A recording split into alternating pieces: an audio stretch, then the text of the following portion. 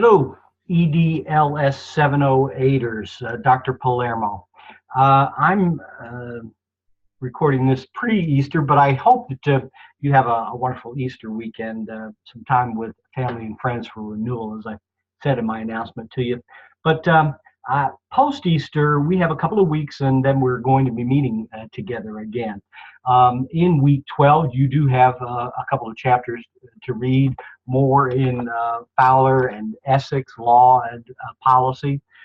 With the last chapter of Fowler sums up in looking back and looking forward, tries to get a real big picture approach to educational policy in the United States in the last 100 years or so, and looking forward. So I hope that there's going to be some fodder. I'm going to find ways for us to examine a PowerPoint overview and talk face to face about some of that stuff. But in particular this week, respond to the prompt about No Child Left Behind. Please reflect on any pathological effects of No Child Left Behind.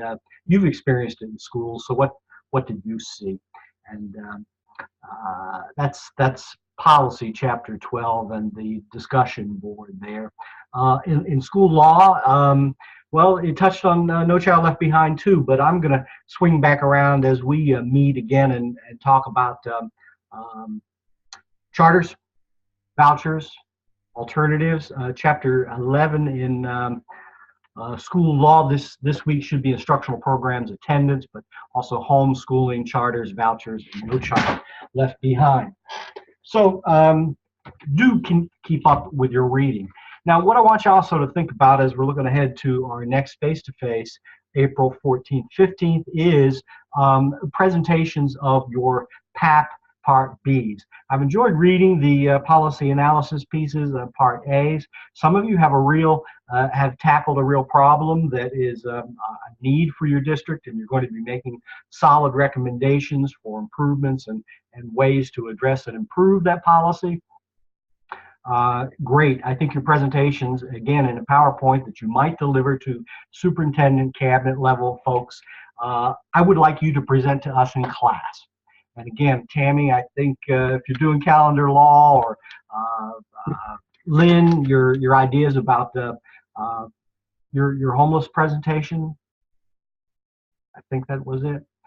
Great stuff. And if everything's perfect in your district and you have the policy down pat, tell us about that too. Report on the process, and if there are not improvements or recommendations for improvements or changes to be made, great, state that too. So maybe drop back and give us more of the policy audit and then the policy procedures in your district. Anyway, give us a presentation when we meet again on April 14th, 15th. A PowerPoint, I'm going to give you probably 45 minutes a piece, and I would like you to tell us something about policy, its practice, and any needs for change. What you're going to recommend in your PAP Part B. Part C is a reflection, and again, that should follow along quickly after our face-to-face, but prepare something. Think about your presentation for Part B, and if you're curious about that or need more input from me, because the rubric is very vague, let me know. There had been a particular emphasis on school safety plans. If in the wake of recent school violence you feel a need to readdress the school district policy on safety and security, your school safety plan, crisis management plan, that had originally been written into to this project and stricken. So your call there. It may be time to just dust off and look at your district's policies around crisis management, safety, and security.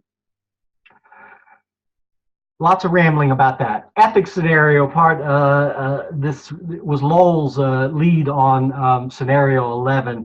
I overlooked the point that that one's written to be played out with various different roles. Lowell rolled it out very nicely. See if you agree with him and with any of the different players, the superintendent, the aggrieved teacher, or not. Um, hey, have a great week. Write to me if you need something. I look forward to seeing you in a couple of weeks. Thanks.